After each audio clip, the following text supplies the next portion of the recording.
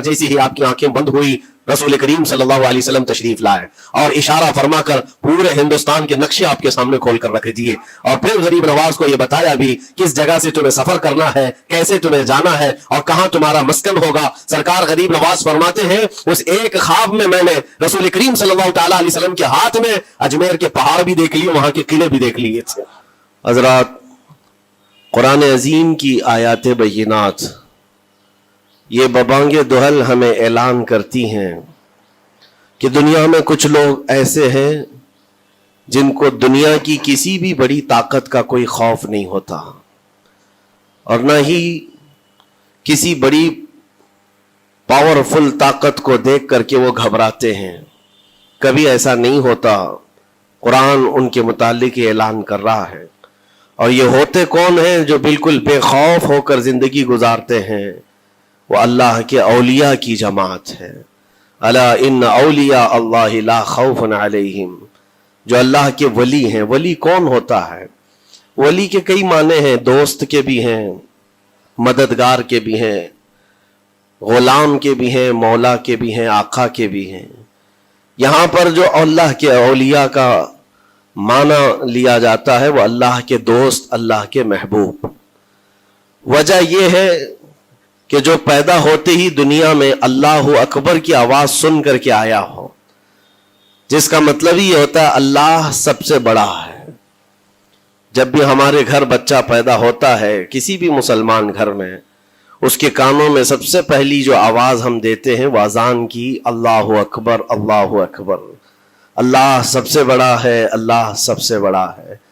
और मुसलमान की जिंदगी जब खत्म होने को आती है, हमारी रूह निकल जाए और हमें कफन देकर जनाजा लाकर इमाम के सामने रखा जाता है, इमाम फिर हमारे जनाजे पर सबसे पहली तकबीर जो बांधता है अल्लाह अकबर कहकर, अल्लाह सबसे बड़ा है। मुसलमान की ये जिंदगी इस बात के बीच में है कि आया था दुनिया में अल्लाह अकबर कहते हुए और जा भी रहा है दुनिया से तो अल्लाह अकबर कहते हुए। जो अल्लाह को सबसे बड़ा मानता हो तो फिर दुनिया की कौन सी ऐसी ताकत है जो उसे खौफजदा कर सके? उसे कौन सी ताकत है जो डरा सके? लेकिन बहुत सारे ऐसे हैं कि गफलत में आकर के वो किसी और को बड़ा समझ लेते हैं। कभी हालात को बड़ा समझते हैं, कभी तख्त और ताज को बड़ा समझ लेते हैं, कभी ताकत और कुव्वत को, फौज को, निजाम को, इनका रौब अपने सीने पर डाल करके जीने लग जाते हैं।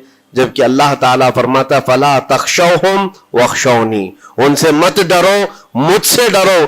अल्लाह का खौफ जिसके दिल में आ गया, अल्लाह उसको हर खौफ से आजाद करता है, हर खौफ से आजाद करता है। हम हिंदुस्तान के जुमला मुसलमान जितने भी हैं, एक मर्द कलंदर, मर्द दुर्वेश सईदी सरकार मोइनुद्दीन हसन चिश्ती गरीब नवाज के इस हिंद में रहते हैं। जाहिर सी बात है कि उनकी सीरत हम सब के लिए एक बहुत बड़ा मिसाल राह है, बहुत बड़ा नमूना अमल है। आपको पता है गरीब नवाज को हिंदल वली कहा जाता है। वजह यह है कि वली का हिंदुस्तान है। यह नहीं है कि हिंदुस्तान का वली, बल्कि ये पूरा हिंद ही वली का है। दरबार गरीब नवाज से हिंदुस्तान को जोड़ा गया है। सुल्तानुल हिंद भी कहा गया, सुल्तानुल औलिया भी कहा गया। लेकिन जानते हैं उनके आने का रास्ता इतना पेचीदा था। वो सन 583 की बात थी, 583 हिजरी चल रही थी, जब आप हरम काबा से निकलकर मदीने तैयबा जा रहे थे। उस वक्त आपकी उम्र तकरीबन 45 साल के आसपास की थी। निहायत ही इबादत गुजार, तकवा शिआर, 20 साल अपने पीर और मुर्शिद की खिदमत करके वो हरम काबा में पहुंचे थे।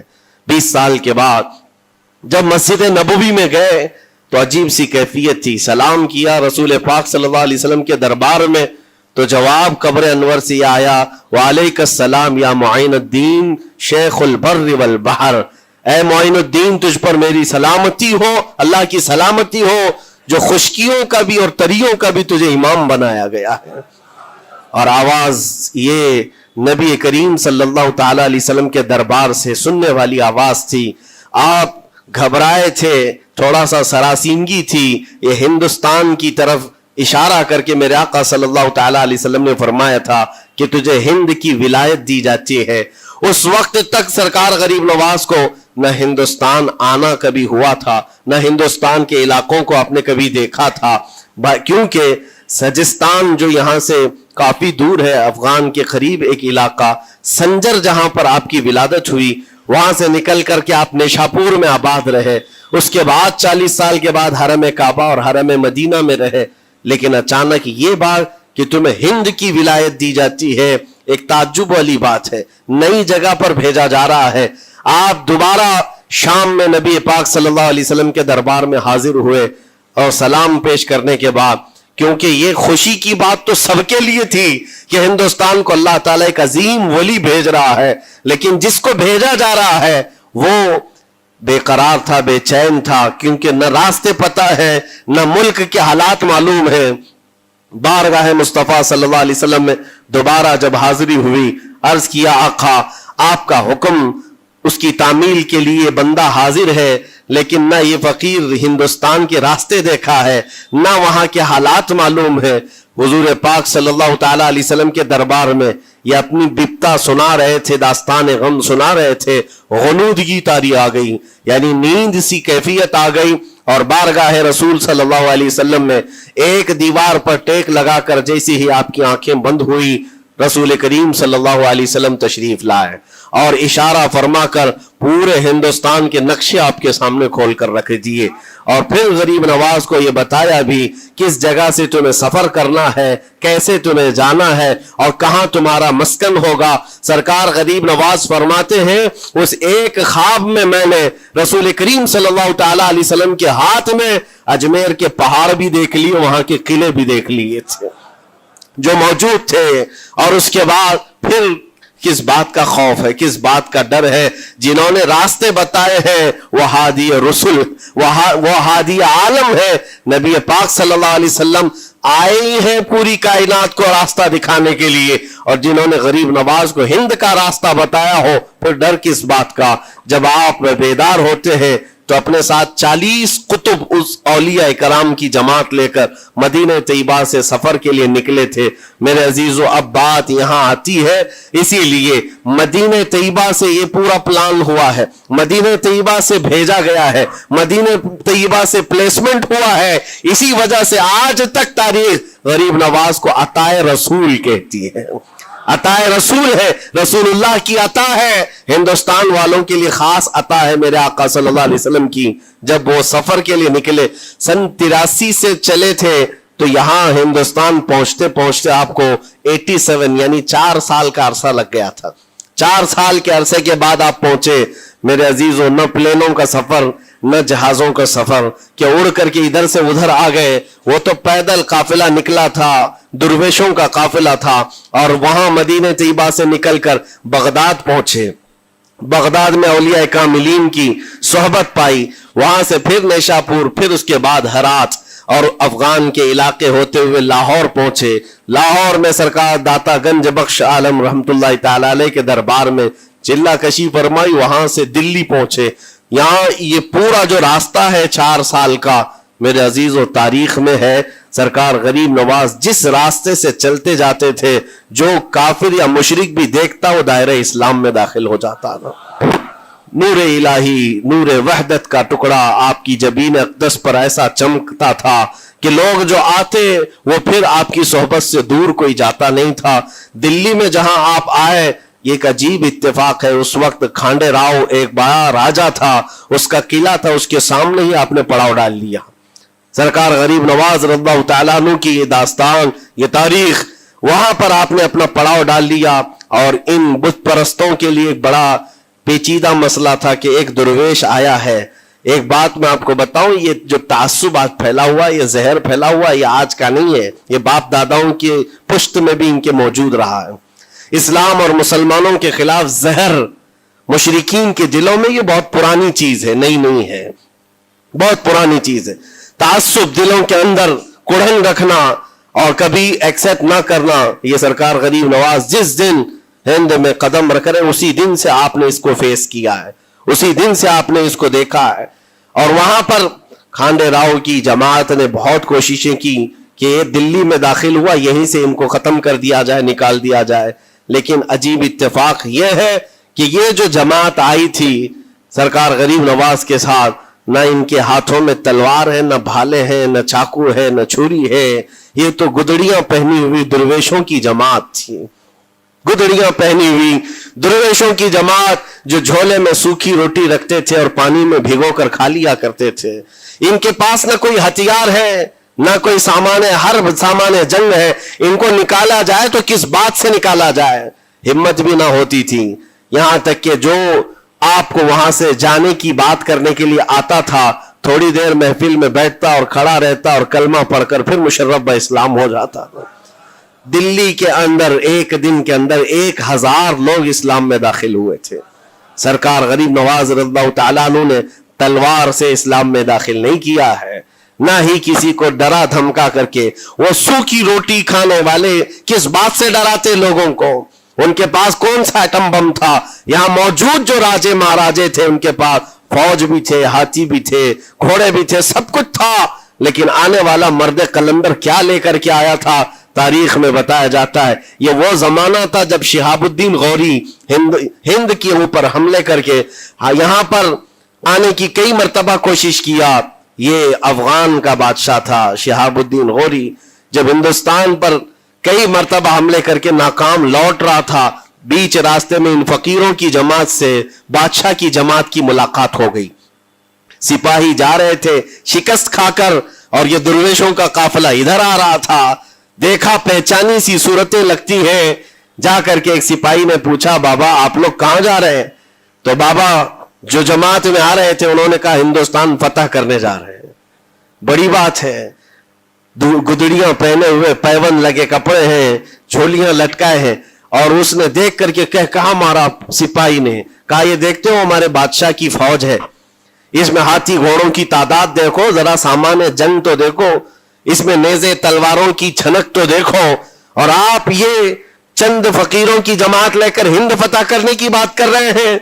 तब सरकार गरीब नवाज के कानों में आवाज आई तो आपने कहा उससे कह दो फर्क यही है, तुम जब लड़ने के लिए जाते हो तो यही हाथी घोड़े और तलवारों के भरोसे जाते हो, मोइनुद्दीन सिर्फ अल्लाह उसके रसूल के भरोसे जा रहा है।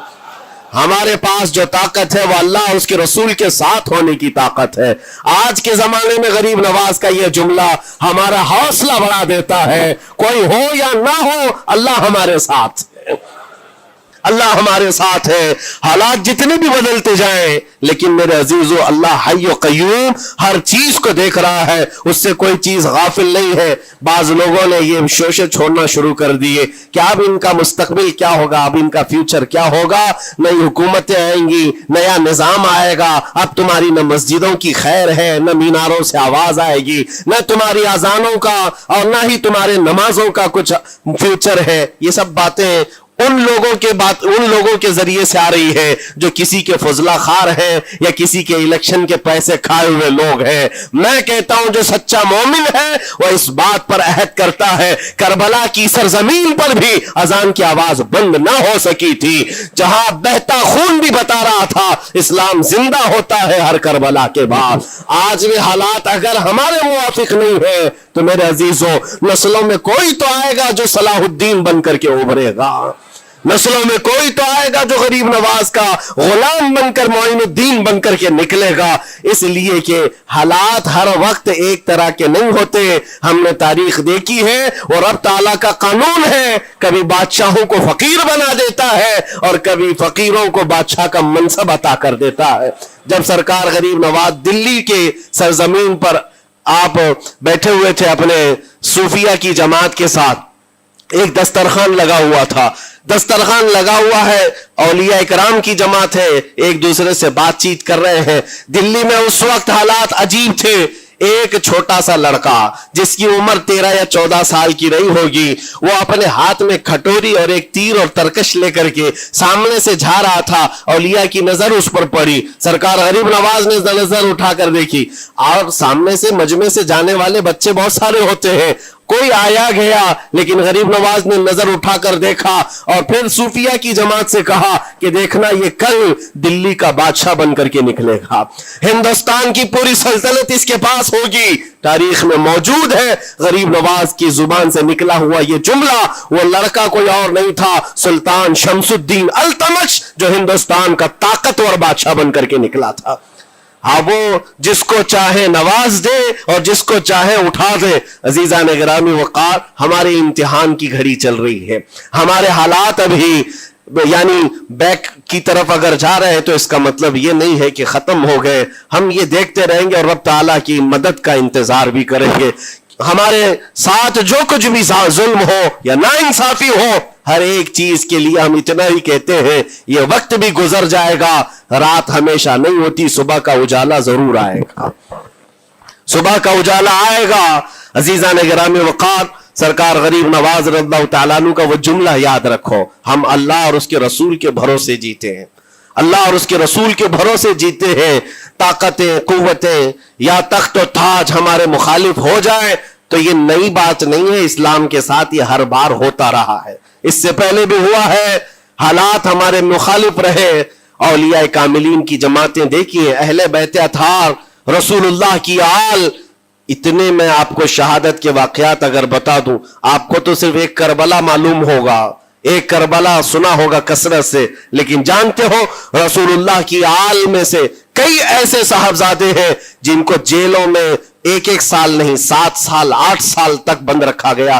امام موسیٰ کاظم رضی اللہ تعالیٰ عنہ کو 7 سال تک جیل میں رکھا, زنجیروں سے باندھا اور زہر دے کر کے ان کو شہید کیا گیا ہے.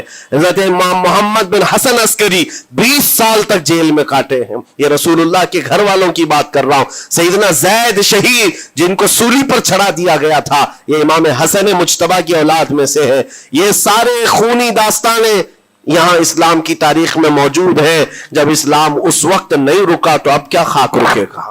اسلام اب نہیں رکنا ہے, قیامت تک اس کی حفاظت اللہ کریم فرمائے گا, اللہ کریم فرمائے گا. ہم جیسے آئیں گے اور چلے جائیں گے, لیکن اسلام کو پھلنا پھولنا ہے, یہ پھلتا پھولتا ہی رہے گا انشاءاللہ. آپ کی ذمہ داری اتنی ہے, آپ کی اتنی ذمہ داری ہے, حالات دیکھ کر کے بچوں کو یہ نہ کہنا کہ بیٹا آپ جیسے حالات چل رہے ہیں ویسے ہی چلتے رہو. نہیں, اپنے بیٹوں کو یہ ترغیب دینا کہ بیٹا آج ہم امتحان کی گھڑی میں ہیں, کل اگر اللہ نے حالات اچھے کر دیے تو یاد رکھنا جس جگہ بت کدے بنے ہماری مسجدوں کو توڑ کر انشاءاللہ وہاں سے اذان کی آواز پھر سے گونجے گی. اذان کی آواز آئے, یہ بچوں کو نصیحت ہونی چاہیے. ہماری تاریخ مٹانے سے مٹتی نہیں ہے, ایک دور آئے گا پھر جب اللہ کریم چاہے تو یہ تاریخ کھل کر کے لوگوں کے سامنے آئے. ہم کسی پر ظلم کرنے کی اجازت ہرگز نہیں دیتے, اور ساتھ ہی اسلام یہ بھی کہتا ہے ظلم ہو جائے تو سہنے کی اجازت بھی نہیں ہے. آپ کو حق بات بول کر جانا ہے, حق بات پہنچا کر کے جانا ہے. بولنے میں کیا ہے, ہماری زبان کاٹی جائے گی, ہماری گردن ماری جائے گی, لیکن حق بات کی حفاظت نسلوں تک منتقل کرنا اللہ کریم کی طرف سے ایک بہت بڑا انعام ہے, اس کا بہت بڑا انعام ہے. یہ تو ہم کر ہی سکتے ہیں, ہماری نسلوں کو یہ بات بتائیں گے انشاءاللہ العزیز. یہ غریب نواز کا ہندوستان کل بھی تھا, آج بھی اور ہمیشہ رہے گا انشاءاللہ. سرکار غریب نواز کا پھیلایا ہوا یہ چراغ کبھی پھونک کے پھونکوں سے بجھایا تو نہیں بجھایا جا سکتا. آپ دلی کی سرزمین سے جب اجمیر معلیٰ پہنچے تھے, یہ تقریباً 7 مہینے کا سفر تھا غالباً. اس سفر کے دوران کئی ہزار لوگ اسلام میں داخل ہوئے تھے, اور آپ کو اس کے بعد کی تاریخی حالات معلوم ہے. جادوگروں نے مقابلہ کیا, راجوں مہاراجوں نے, بادشاہوں نے مقابلہ کیا, اور فوج نے مقابلہ کیا, نہ جانے کتنے لوگ. ایک بار تو ایسا ہوا کہ انا ساگر کی اس پہاڑی پر آپ ذکر میں مشغول تھے, راجے نے کئی مرتبہ یہ سوچا کہ ان کو مار کر کے یا کسی طرح سے بھگائیں, لیکن جب نہیں ہوا تو راجہ سے کسی نے کہا یہ منتر والا کوئی فقیر ہے, اس کا توڑ منتر والے سے ہی ہوگا. تو اس وقت جو بہت بڑا ان کا ایک منتر جاپ کرنے والا پجاری تھا, اس وقت اس تاریخ میں اس کا نام رام دیو بتایا گیا ہے, یہ والا نہیں ہے, اس زمانے کا تھا. اور اس کو راجہ نے جا کر کہا, وہ کبھی کسی سے مقابلے کے لیے آیا نہیں تھا, اس نے हामी भर ली कि हाँ ठीक है, मैं जाऊंगा, देखता हूं कौन फकीर आया है हमारी इस धरती पर, और मैं जाप करूंगा, अगर जादू है तो जादू से मैं काट दूंगा। उसने तकरीबन अपने साथ 400 या 500 पुजारियों को लिया, और जब वो आया तो सरकार गरीब नवाज के साथ 2 खादिम थे, आपके साथ सिर्फ 2 खादिम बैठे हुए थे। कहा कि हुजूर बहुत बड़ा मसला है, पुजारियों का जादू हम पर हमला आवर है, उनका जादूगर हमला आवर है, और मुकाबले के लिए वो लोग मैदान के करीब आ चुके, पहाड़ के नीचे हैं, आप अपने चिल्लागाह से उठते हैं जहां पर आप इबादत कर रहे थे। कहा ठीक है, हम जाते हैं। और उसके बाद सरकार गरीब नवाज ने कहला भेजा अपने खादिम से, कहो कि वो अपना मंत्र पढ़े, हम अपना मंत्र पढ़े, वो अपना मंत्र पढ़े जो भी उनके जादू का है। अब जब वो पंडित ने, पुजारी ने देखे बगैर अपने सारे पुजारियों से कहा कि जैसे ही वो दुर्वेश आएगा, वो फकीर आएगा, हमारा ये मंत्र है, ये पढ़ना, वो आग में भस्म हो जाएगा, दुनिया देखेगी। सबों ने कहा ठीक है, लेकिन अभी किसी ने देखा नहीं था। लेकिन जैसे ही वो अपनी झोपड़ी से ये मर्द कलंदर जलवे रसूल लेकर के निकला था, जमाले रसूल लेकर निकला था, बेटा है किसका? हसन और हुसैन का बेटा है, फातिमा जहरा का बेटा है।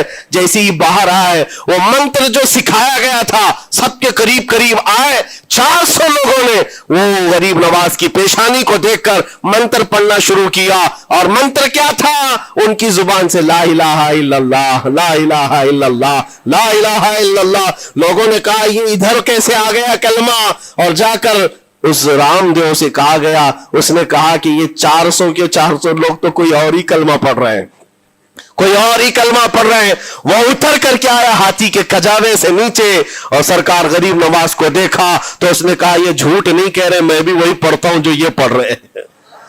आपको तारीख में पता हो कि इसका नाम सरकार गरीब नवाज ने शादी देव रखा और अपने मुरीदीन में शामिल फरमाया, और जिंदगी भर सरकार गरीब नवाज के खुलफा में और आपके खादिमों में शामिल रहा। ये तलवार से और चाकू भाले नेज़े से नहीं किया गया था, वो नूरे मुस्तफा की जलवागरी थी। जहां नजर उठाया वहां के दिलों की कालक को दूर करके उनके दिलों को भी रोशन फरमा दिया था।